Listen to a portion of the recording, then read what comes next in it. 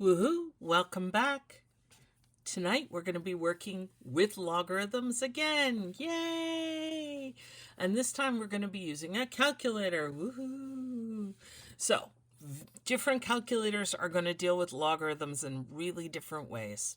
As it turns out, the Texas Instruments 30x2s Blue Edition has a logarithm key and a natural log. So this is common log, this is natural log. Different calculators have different logarithms. Some logarithms are actually above, so they're the little fancy little ones that are written above, so you have to use the second key. And with at least one kind of calculator, there's the Texas Instruments 36X Pro, I think is called. It has all the logarithms on one key. And so what you have to do is you hit it once to get natural log and twice to get common log or vice versa. So for your particular calculator, read instructions, watch videos online, or simply ask me. I'm happy to help you figure out how to use it. The other exciting thing is that in this case, for the Texas Instruments that were made fairly recently, when I want to evaluate something like log of 34, I just plug in log, and you see how it gives me that parenthesis? Very nice. And then 34, and I close the parenthesis, and I hit enter. Some calculators want you to enter the 34 first. So let's see, I get 1.5314789117, some other stuff, which if I want to round to 4 decimal places means 1, 2, 3, 4. So what I'm going to look at is I'm going to look at this 7, and I'm going to see that it's 5 or greater. And so I'm going to round to 1.5315, if that makes sense. Okay, let's try natural log of 34. Natural log, again, I hit natural log first. 34, close the parentheses, hit enter. And that's going to be 3.526360525 and some other stuff, which is approximately equal to 1, 2, 3, 4. So I'm going to look at the 6. And again, that number is greater than 5 or greater, means you go up. So I'm going to round to 3.5264. And so the first question you might ask is, why is the logarithm here of 34 equal to 1.5 and this one's equal to 3.5? And the answer is, remember that logarithm is counting. Log with no base is log base 10. And so it's saying how many 10s multiplied together get you 34? And the answer is 1.5. So 10 raised to this power will give you 34. And in this case, this is natural log, so this is e. So this is a number a little bit less than 3. 3 to what power gives you 34? And the answer is much bigger. You need more 3s to make 34. You don't need as many 10s. So different bases will give different values for logarithms. That's important to keep in mind. And in fact, as you move into whatever field you're going to study, if you do use logarithms, you're going to find that there are certain logarithms that are very popular in certain fields. So some fields prefer log base e, natural log. Some prefer common log. So it's just going to depend on which of the sciences you pursue, if you do pursue a science. Okay, woohoo! Next up, let's think about graphing. So, what is the domain of a logarithm? That's a fair question. Come on back. There we go. So, what's the domain of y equals log base a of x? And what I thought would be an interesting way to do this would be to think about y equals a to the x, which is the inverse. This is exponential.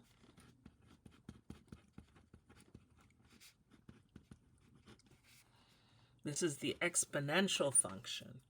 And remember that a to the x, the domain, so what x's could go in? Were all reals.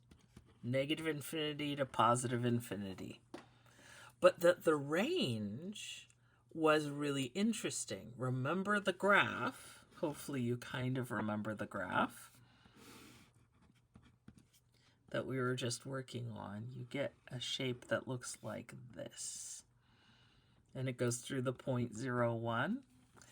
And so the range here is going to be everything above the x-axis, but not including the x-axis. So the range is going to be y is strictly greater than 0, or just 0 to infinity, because it doesn't, there's no graph down here. Now, why did I do this? Well, if this is the inverse of the logarithmic, let me scooch this up just a little bit.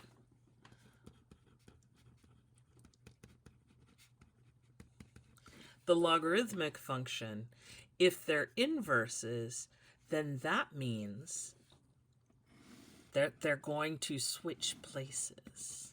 So the domain is going to be x is greater than 0.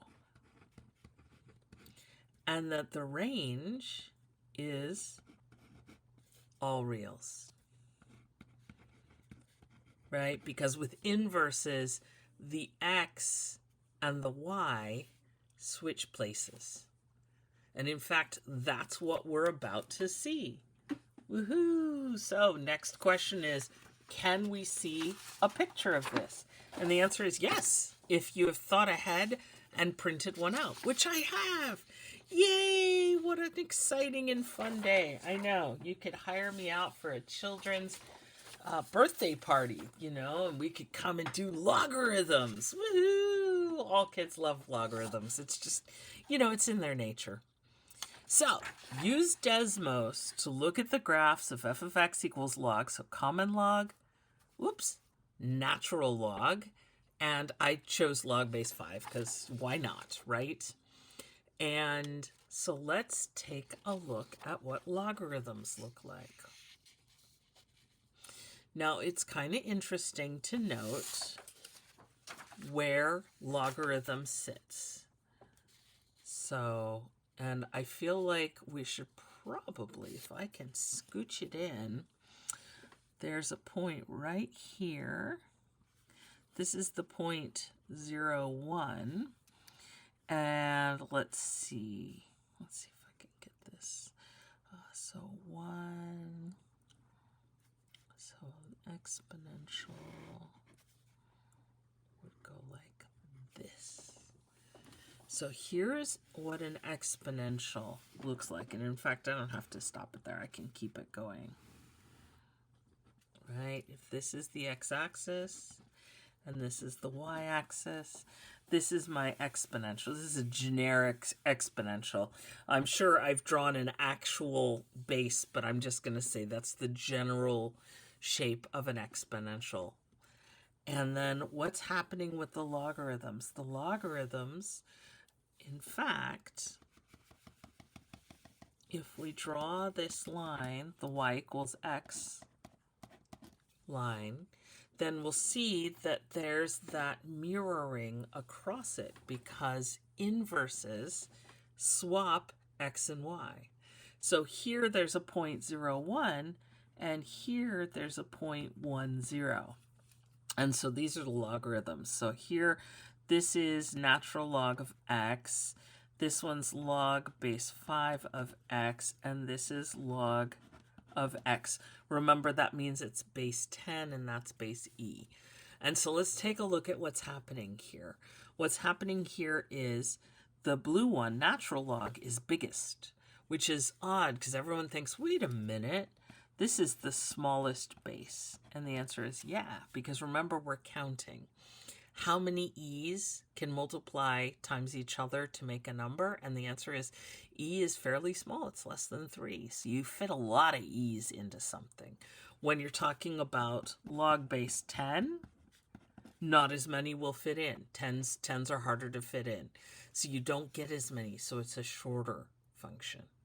And then interestingly enough, they go through this point, the shared point of 1, 0. So in other words, log of 1 equals 0. natural log of 1 equals 0. Log base 5 of 1 equals 0. Interesting. And then they all switch places, which is interesting. We've seen that with the exponential functions. And so the next question is, are there any asymptotes that you could pick up on just from this graph? And with the exponential,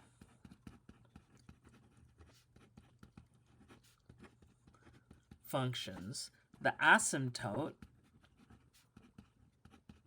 is actually this. It's the x-axis. So if you were going to guess, and if you look at the graph, I think it pretty much is borne out. What's the asymptote? The asymptote for logarithms is the y-axis. So you can really see that these are inverse functions. Okay, so let's go back over here. You can always graph this on your own with Desmos. What are the asymptotes? And I'm going to say that logarithmic functions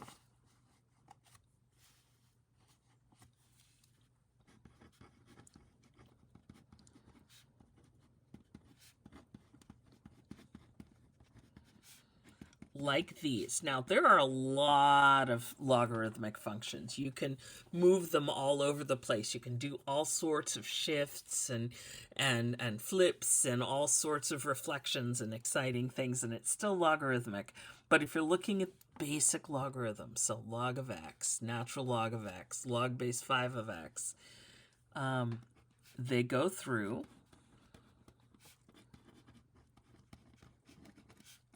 one, 0. Remember, that's that point. Uh-oh. Am I going to be able to find the paper? Yep, there you go. They go through that point 1, 0 because exponentials go through the point 0, 1. Okay.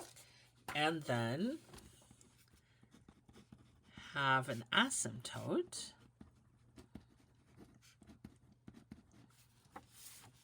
that's the x-axis. Sorry, the y-axis.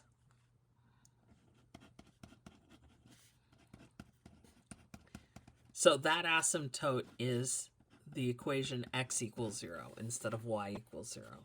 So that's that vertical asymptote instead of a horizontal one. It's the y-axis. Woohoo! Okay, next up, logarithms and exponential functions as inverses. So for logarithms and exponential functions as inverses, we've got a couple of interesting things happening here. We're going to play with this as we move on through this chapter. So this is not the last time you're going to see this. But if I take log base a of a to the x, since log base a and a to the x have the same base, they basically, well, in my human mind, I think they cancel each other out. But in my mathematical mind, I have to say they're inverses, so you end up with just x. And in the same way, if you raise a to the power log base a of x, so if I say take x, find out how many a's are in it, and then get that many a's, of course you're going to end up with x. And hopefully that makes sense. And if not, keep thinking about it. So, simplify. What is log of 10 to the 5x? So in other words, first off, let's figure out log by itself is log base 10. And I've got 10 to the 5x. So I've got log base 10 of 10 raised to a power. The log base 10 and the 10 being raised to a power effectively cancel each other out because they're inverses. So you end up with just 5x, which is very convenient. Okay, next up. This one is a little bit more complicated. So it's not just 100. Don't assume it's just 100. So let me write this out big. E raised to the natural log, so that's log base e of log base 10 of 100, which is 10 squared. So I translated a bunch of things there. Now, what do I see? I see that the e raised to the log base e of this, they are inverses. So they cancel each other out, and then I end up with log base 10 of 10 squared. But then the log base 10 of the 10, again, cancels each other out. And so what do I end up with? Just the number 2. You guys are awesome. Woohoo! So that puts an end to this part of the lecture. Yay! We're going to continue with a lot more facts about logarithms. But for now, take a break. Get something good to eat, go out and move around a bit, or take a nap, or do some art, or listen to some music, or whatever. Maybe more logarithms is how you have a great day, in which case have more logarithms, do homework, maybe dance party, a logarithm dance party, you could do it. And remember that you're amazing and incredible, and I will see you in the next video. Math on and woohoo!